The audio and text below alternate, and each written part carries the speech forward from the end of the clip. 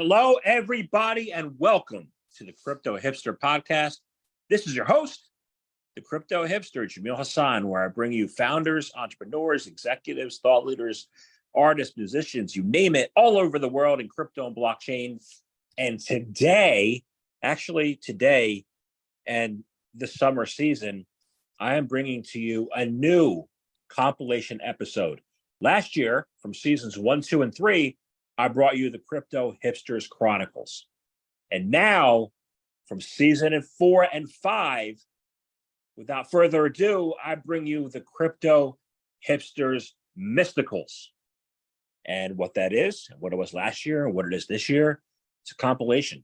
It's a compilation of 3 or 4 podcasts together as like a montage. And on a certain topic or area of interest in crypto and blockchain, pulling from my podcasts.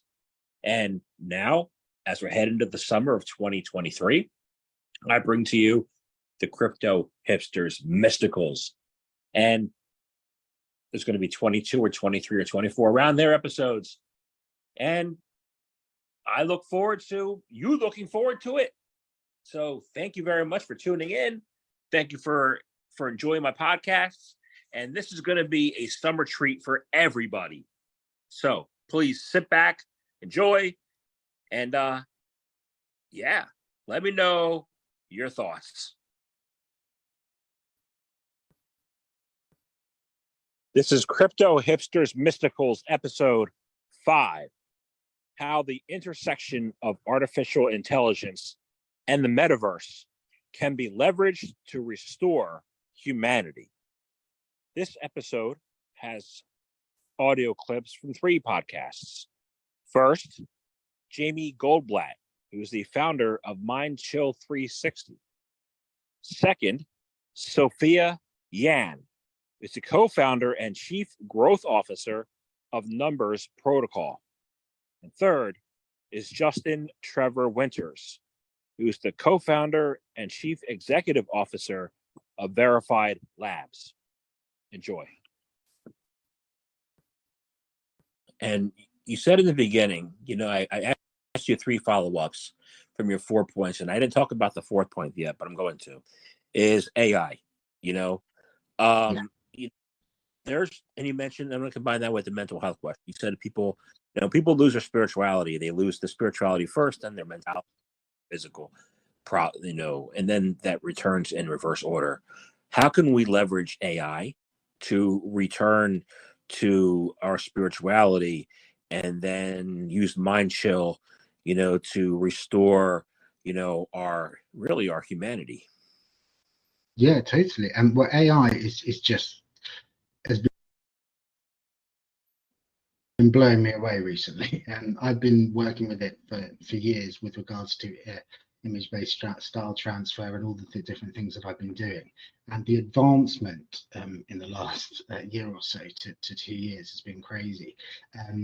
And for me, one of the most wonderful things that I've done, which is also going back to one of your earlier questions, which was what chills my mind, creating AI and creating art with the support of AI is amazing. The other thing that I'd like to mention just quickly first is that I'm dyslexic, and the fact that I can use ChatGTP to formulate my sentences better and quicker has meant that I have been able to move forward so much faster and be able to have a more superpower, which I think is what AI will ultimately do. It will give you the power to do what you want to do in a creative way and help you. It will disrupt so much. But I think for mental health, there's huge opportunity there. Like, for example, with the Memorial Islands. One of the things that I saw on the news actually earlier today was I'm not sure whether I think it's a good thing or a bad thing, but we could use creative things like this, whereby the person can recreate a lost loved one with AI, and they can speak to you, and it's a chat bot, and it looks like them, and so you can talk to your deceased parent or something like that. And for me, I'm not sure whether that helps the grieving process, but for me, we can do amazing things. Like we've got these memory blocks, and the way that we capture 3D our memories is changing. So to give you an example, one of the things that I love is that I have a 9-year-old son. To scan his room, and then in 10 years time to be able to have that in a memory box, and for him to be able to go into that room in VR will be wonderful. And so the way that we capture things, and the way that AI would help me achieve that with nerf technology and different things is amazing, and it just opens up so much opportunity.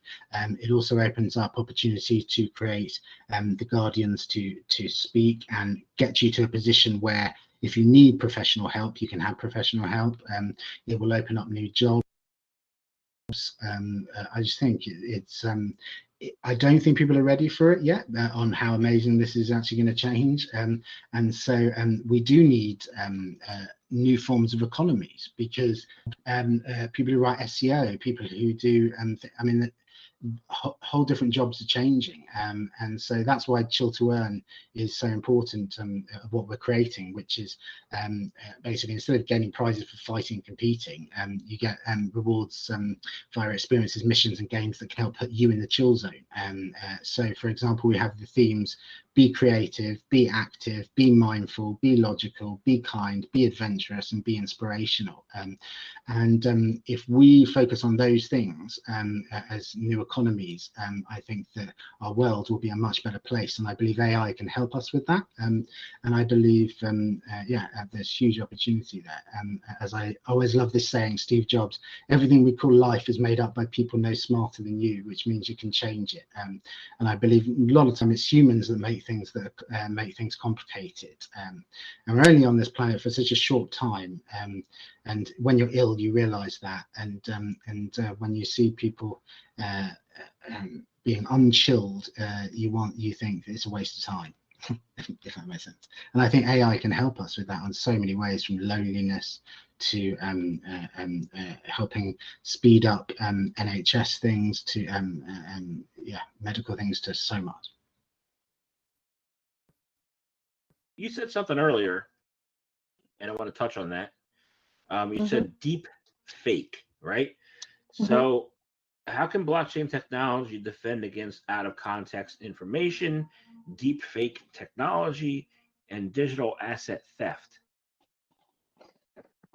So for the digital asset theft part, I think it's easy to really solve it, but the defect part probably a little bit hard. But I think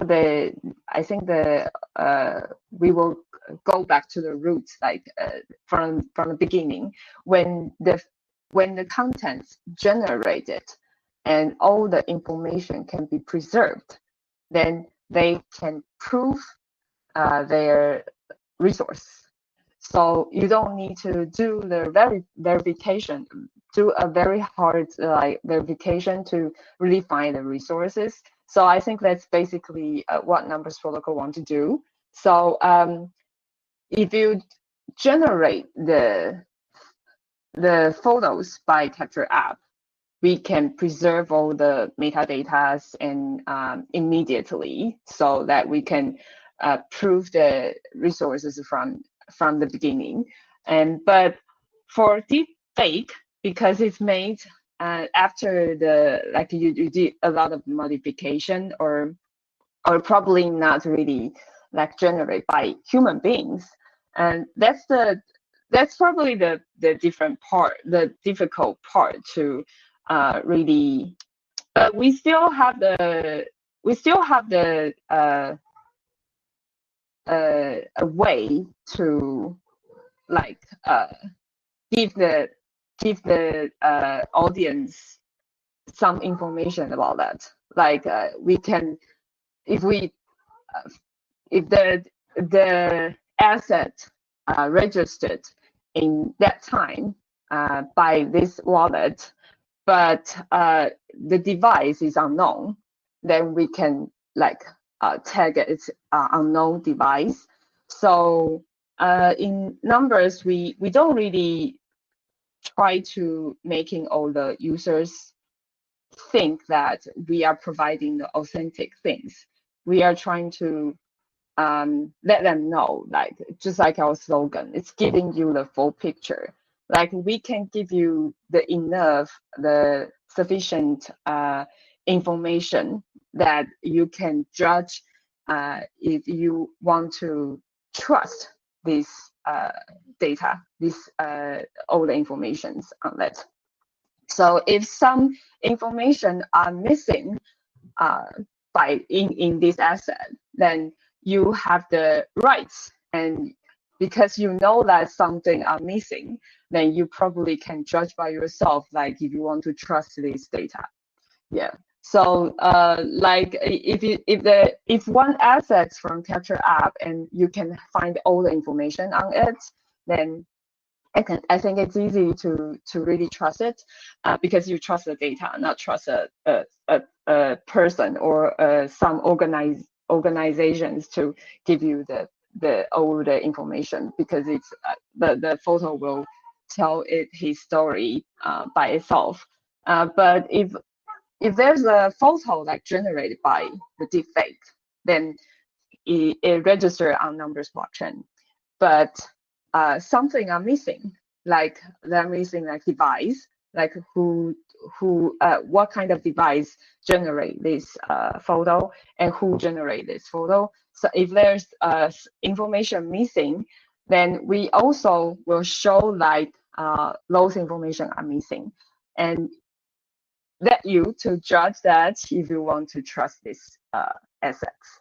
Yeah, so I think that's the way we are trying to use the Web3 part and use the characters of the blockchain, like immutable and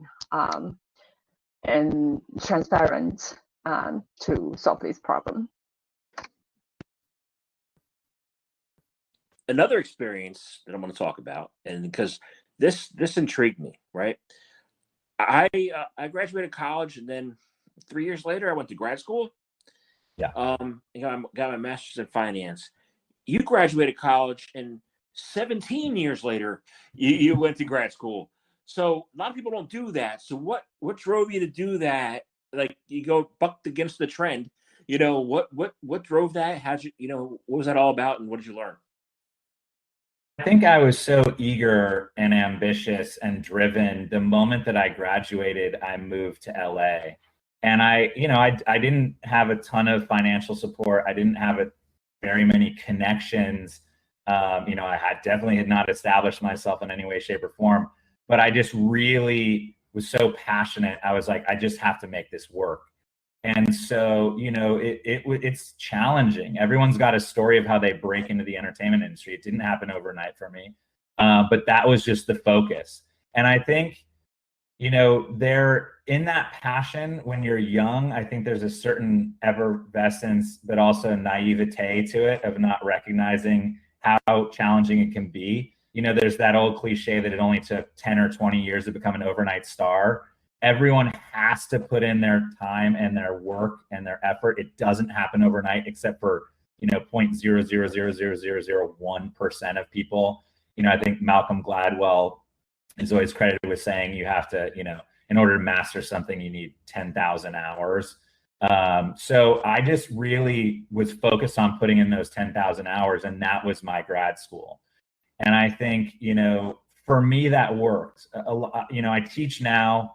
Like I said, at Loyola Marymount, and a lot of my students will say, should I go to grad school? And my answer is always, of course, if it's something that you're passionate about. You want to continue educating yourself at all times. Just because I wasn't in grad school at a university doesn't mean that I wasn't in grad school. I was constantly going to lectures, Q&As, panels, like screenings, reading as much as I could, reading the trades. And that was my grad school. That was me constantly learning. Like, you have to, in order to be successful, especially as a screenwriter, you have to be better than 99% of the other screenwriters out there. I mean, 99% of concepts are passed on after the first scene that's read. Think about that as a writer. You know, as a producer, it's equally as hard. So for me, it was really a dedication to the profession outside of being just in traditional academia. Some of the things that happen also is, this isn't for all the schools, but some schools in academia focus on the critical knowledge. So like the craft, they don't focus on the practical knowledge. So even UC Santa Barbara, which I love, it's very history and theory based. So when I moved to LA, I had no idea how to get a job or be a working screenwriter or producer. I had to learn the business in the business. A lot of these other schools, especially, you know, at LMU now, I'm teaching in the grad program. I'm teaching a screenwriting class for my students, but I'm also teaching another class that is the business of the industry. It's teaching them how to be a working screenwriter, a working producer, how to pitch ideas, how to get those set up. So the reason it took me 17 years is it's twofold. One is, like I said, focusing on my career. The other was, I love academia. I do. My time right now, my bandwidth is a little stretched because we're so busy at Verified Labs with everything we're doing, and it's such an exciting space. It's hard for me to carve out enough time to really dedicate to my students, although I am still doing it and keeping up with them. But I do want a future in academia in some way, shape, or form, and maybe that's even in retirement at some point if I retire, although I won't. But in order to even be in part of the conversation, to be tenure track, meaning they bring you in and you're like, you can stay at this university as long as you want, you do have to have an advanced education. So I was like, I'm going to go back, I'm going to study more, I'm going to learn more about the craft, I'm going to make great connections. Because that's the other thing people forget at the university level. You know, you're not only learning the craft, but you're meeting a bunch of great people. I had so many classes where they're bringing in showrunners and producers and writers and actors and actresses, people that you want to know that can help you with your career. And because I'd already kind of established my career, I had a unique advantage where someone would come in, I'd be like, hey, let's go grab some coffee. I think we have some things in common. We've worked on these things together, and I all of a sudden, could work with them. So that was a reason too, is getting an opportunity at tenure track if I ever want it, continuing my education. And also, we're in this really unique space. I'm sure you've heard this 1,000 times, but it's like, Hollywood has been run by old white dudes for the last 100 or something years. And thankfully, that's changing. Voice is being given to a lot of underrepresented communities. I know a lot of people are there's a little backlash at the terminology of diversity and inclusion, but all I say in saying that is now more people have a seat at the table, which I think is a good thing.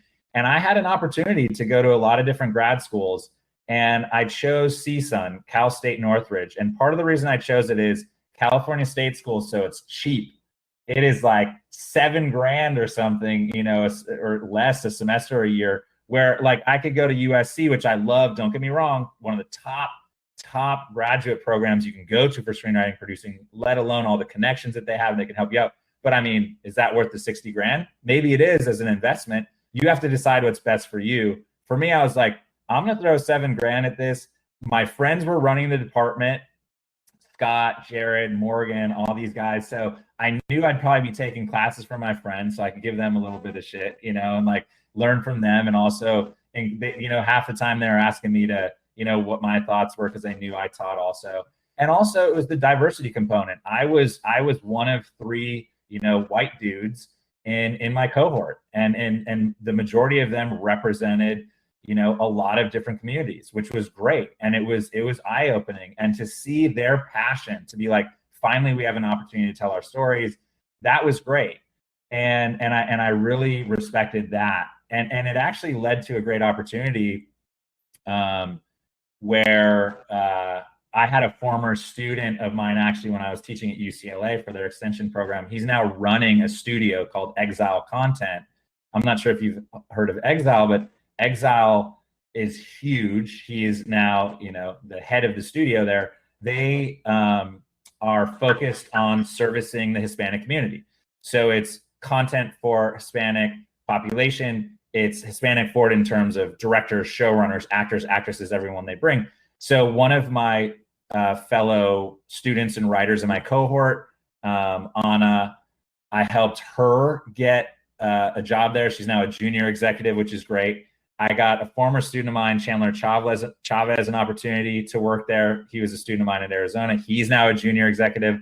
I developed a close relationship with Nando, where now we have 2 different projects that we have set up there. This is the last thing I'll say on it, but one of which is that I'm excited about. It's called Cigar City. It's a reimagining and a counter narrative of the original Popeye the Sailor Man comic strip, but it's told through the eyes of Olive Oyl.